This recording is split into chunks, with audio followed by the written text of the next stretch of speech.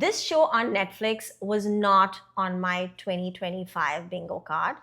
It's about a queer teenager just graduated from high school and closeted and really doesn't have much going for him. So he decides to follow his best friend into boot camp to join the Marines. Welcome back to ElTalksTV. Today we're going to dive deep into the show Boots. We're going to talk about the story, the characters, that cliffhanger. And I have my trusted bestie, B, with me today again. And so let's get into it. Let's get into it right away. One important thing to note is that it is the Netflix series Boots is inspired by a real book called The Pink Marines by author Greg Cope White, who is sharing his experience through this boy's journey about what it was like to be a closeted gay man in the Marines back in the 1990s. So Cameron and Ray are besties. They've grown up together. And I thought that their friendship was super realistic. And when you have that one friend, that one best friend that you've shared everything with, and you kind of feel that your life will fall apart if they're not around you anymore. And we have such a beautiful up and down and waves. I think your take is very beautiful. I think I was far more judgmental than you were about that friendship. Okay. But I think you are absolutely right. Because any friendship, that's the real aspect of it. You have your ups and downs. You have one friend who just isn't in a place to stand up for you as strongly as he should. So almost to a point where I think in the far end of the episodes when Jones comes into the picture, I just wanted Cameron to break up with Ray and just make another friend already. No way. I was not rooting for Ray. I thought he was doing as much as he could. And you are I felt like he was doing right. as much as he could. And I actually felt... And they are 19. They're kids. What was I expecting? Babies. They're babies. I have to talk about Sergeant Sullivan, who is in the show. He's frustrated. He feels suffocated in the show, and he's just an angry, hot, sexy guy. Oh my God, yeah. And you forgive him for that anger for the most part because you understand where it's all bubbling from. He is also a closeted gay man who's been in the Marines. He is a sergeant at this point and is just really battling that agony of not being able to come out. And because it was illegal in the military in the 1990s. And he's just bottled up a lot of those feelings. So he goes back and forth between his anger and his love and tenderness and is just extremely confused between these two worlds. So just getting a glimpse of that complication was just so beautiful, so raw. And I just really enjoyed that portrayal of that complexity. And, the romance between him and Major Wilkinson was also very, very beautiful, interesting. right? Spicy, interesting. But yeah, I don't know how I think you have thoughts on. Oh my God, Sergeant Sullivan. Spice. I was like... Who is this beautiful man who's on this show? Right. He had such a cool introduction, like a superhero introduction. Right. And the first scene he was very intimidating. I did find it very interesting that Boots, they blend comedy in a very, very intense setting. How did you feel about that?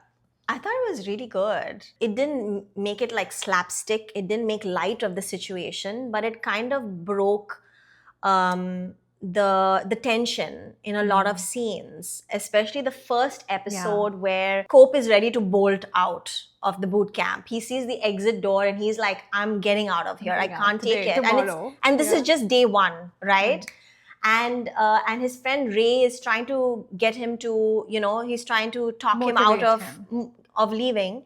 And he says, I prepared you for this. Like I told you, it's not going to be a summer camp, right? So he thinks it's going to be summer camp. That's right. So Ray says, I kind of told you what it's going to be. And didn't you watch the movie Full Metal Jacket? Like I asked you to. And Cope has the cutest line and he says, I couldn't because Golden Girls was running. and I'm such a rose. So, I didn't really get with do my research basically. Right. I did not realize there was comedy in it until you told me. And I was almost going to bail from watching this show. Yes, I did. Oh. I called you and I'm like, why did you make me watch this? I was 30 minutes into the show. Right. And I did not find anything funny. I felt traumatized for this little boy at the boot camp, just in so much pain. And that's when you pointed out that, did you not find that funny? I'm like, wait, I probably just wasn't in the right headspace. So once I snapped out of it, the line started hitting a little better. And I'm like, you're right, this is funny. And, I warmed up to the show and I'm so glad, because I would have missed out on such a great series. Otherwise. Yeah, I'm so glad you stuck with it. Thank you. There were so many other characters in the show. So which was the one that really stood out for you and you would want to explore his journey a bit more? Or hers, because there are some female characters. True. I think I really found Ochoa very endearing. Like such a soft boy in the Marines. He was there not for himself, but to impress his girlfriend, Gloria. What would have happened if he didn't die? If he hadn't had that heart attack after learning, and this is a spoiler, that his girlfriend was cheating on him. There's so much that he could have accomplished and done and changed the story and sought revenge had he not just died and exited the way he did. But he left a really lasting impact for everyone. Who was your most interesting side character? They all just did such a fabulous job. I think my favorite was Sergeant Howitt. And he basically is kind of in the background in the beginning. He's kind of, this badass sergeant who's on everyone's case, and he's quite loud and out there. And you kind of see a different side to him when the incident happens with Ochoa. And that's when that kind of made a 180-degree turn on his character, and just where became more likable. He became so likable. You could see the softness come out. He had so much guilt. A lot of the others also stood out, but I just felt like it was a very nice character arc that he had in the show. Fair. Good point. And it was really funny. I think he had some really funny lines. I was going to say, I think he brings out a lot of the comedy in the beginning. Yes. So this show is predominantly male, but there are 3 women or 3 female characters, and I was very impressed with how the show portrayed them. They weren't just there for the shits and giggles. They weren't there as accessories. They had really pivotal roles in the show. Which ones did you? So other than in the Marines, just outside of the Marines, and the influence that Barbara Cope had on Cameron was, and that's his mother. So is the mother, and her character is very confusing to me and really funny. Really fun. She plays the negligent mother, who's just in her own little la-la land. Yes. And the twist she adds at the end just made my heart stop. I'm like, no way. I did not watch this show for nothing. What are you doing here? So it's such a profound. She looks very beautiful. She's very beautiful. And there were other 2 women also in the show. So Captain Fajardo plays the boss. She's the boss lady. She's running this ship. She's running the whole show. And this is the 1990s again, where there was no wokeness. There was no real women bosses. Equality that was happening. There was still a lot of sexism back then. So a woman running the ship is almost unheard of. A hard job. And you hear the sergeants make, especially Sergeant Howitt is a little, sexist. He makes his little comments, which are funny, but at the same time, you can sense that there is definitely, it's hard for them to be, and to just not listen to this and still steer forward and also have empathy towards everyone. And of course, we have the young girl who is in a boot camp as well, but she is in a different boot camp from Ray, and she plays Ray's love interest. Right? Eventually. Which is so cute. And she also kind of gives him therapy on the side.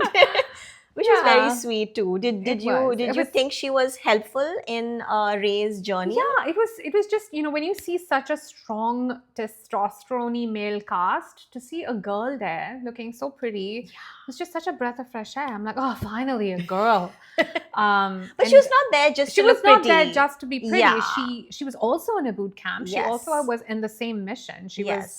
just as capable and powerful and had the same intentions as any other boy out there. So what do you think was what was the big takeaway for you? So everyone is suffocated in their own way. Right. And they're all slowly kind of discovering themselves, understanding what's really holding them back. Yeah. So I think in general, one of the strongest takeaway for me, and it's not so much a takeaway as a very beautiful philosophical question, is during the romance between Sullivan and Wilkinson. Wilkinson says, life always makes you choose between being a warrior and a lover. And he states it like as if it's a matter of fact, and it's just so true. And Sullivan steps in and says, I could be both. I could be a warrior and a lover. It's a question, I guess, even to our audience, if they really want to think about it. Like, what would you be? And I think in real life, we choose. But the fact is, you could be both. And are you ready to fight for it? So that was just a very cute, a nice takeaway. And in general, I think all these boys are just finding their sense of purpose. And having a sense of purpose is so important. And give each other hope is because it can really uplift your soul. Yeah. I think a lot of them had tough situations back home, or they were supremely confused as to what they were looking for their sense of they needed. purpose. Or they had pressure from, they had family who were in the military or the Marines, and now they feel like it is their duty to join the Marines and carry on the tradition. But deep down, they're not really there for the love of the country. Like, maybe you guys need therapy, not... Yes. You don't need to join the Marines. Are you sure? Like, a good guidance counselor would be just fine. You don't have to do this. So what was some of the dialogues that kind of like felt like, oh, this is such a great motto, right, for life? Because there were so many things that were said by Sergeant Sullivan or otherwise that were like, oh, wow, this is such a great thing to tell our own kids, right? There was one scene where he says, you have to destroy your old self to bring out the best version of yourself. And it is so true. Sometimes you have to unlearn so many things, get rid of so much of your baggage or like your trauma to now bring out the best version of yourself. Brown, I think, is the same episode where Sullivan says, carry no ghosts. With you. And I think I really like that. That was a lovely dialogue. Because we carry so many ghosts with us all the time in things, in thoughts. Yes. And I love that. That was very nice. And another thing that I'm going to remember if I ever go back to the gym is that pain is weakness leaving your body. Oh, I love that. That's a good one. A good dialogue. I thought it was so good. I did not remember that. It was so appropriate. Yeah. That was really cool. And overall, I felt like sometimes you have to do tough things in life. Yes. It is important to do things that makes you uncomfortable, that give you pain, that are tough, and they feel like almost a mountain that you have to climb. Yes. But it's good to do it. And if you fail, it's fine, but at least attempt to do these things. And what a beautiful transition, right, of Cope. He comes in as this lean, skinny guy who has like no muscle on his body. And at the end of it, he's this ripped guy. And I also loved his imaginary friend. Oh, that's right. We have to talk about him. We have to talk about that. The subconscious friend. I mean, he's so funny, right? All that comedy is like with this other guy. And that is his gay manifestation of himself. And like, are you going to leave me? So if you join the Marines, you're going to forget me. That means you're going to leave me. And I found that to be such a beautiful interaction. Me too. I really cried. I sobbed tears. Like I bawled at the end of it. Yeah, he's like, letting go of me is like letting go of your true self. Which really like broke my heart. So season 1 ends so beautifully with little crumbs left for us to follow. with Sergeant Sullivan walking away, the president announcing that there's going to be a war, all these freshly minted recruits who are now Marines. So it's such a good segue to imagine what could be coming. What could come next? What would you like to see in I would season love 2? to see them in a real like war-like situation. The two friends, Ray and Cameron. Okay. More specifically, and understand how their friendship holds up. Ah. And of course, Ray is going to have a girlfriend by then, in my opinion. Okay. Do you so think like Cameron will have that. a love interest, a real serious love interest? I really wish he would. I think so too. I think whatever you said, and maybe just adding on, I hope they show more of Sergeant Sullivan, and I hope he I feel comes like, back. Yeah, at the end of the show, I think he's picked his choice. What do you think he's picked? Spent a lot of time being a warrior now. He wants to be a lover, but then I'm confused a little bit also because he did sign the papers and get reinstated. So I don't know what all that means. Right. We'll find out. We'll find out. I've already found the Cheetos. Yeah, I was in your closet. Okay, hold on. You want to eat it now? Yes. Or you want to wait for us to finish? No, can I have some now? I'm okay, really fine. hungry. Have some now. Anyway, so this is a good hint to what we're going to do next. So join us in the next segment where we snack on some American snacks and make some interesting choices. Please like, share and subscribe to LTalksTV. And also hit the bell icon to know when our next video is coming out. Thank you so much for watching, and we'll see you next time. Bye.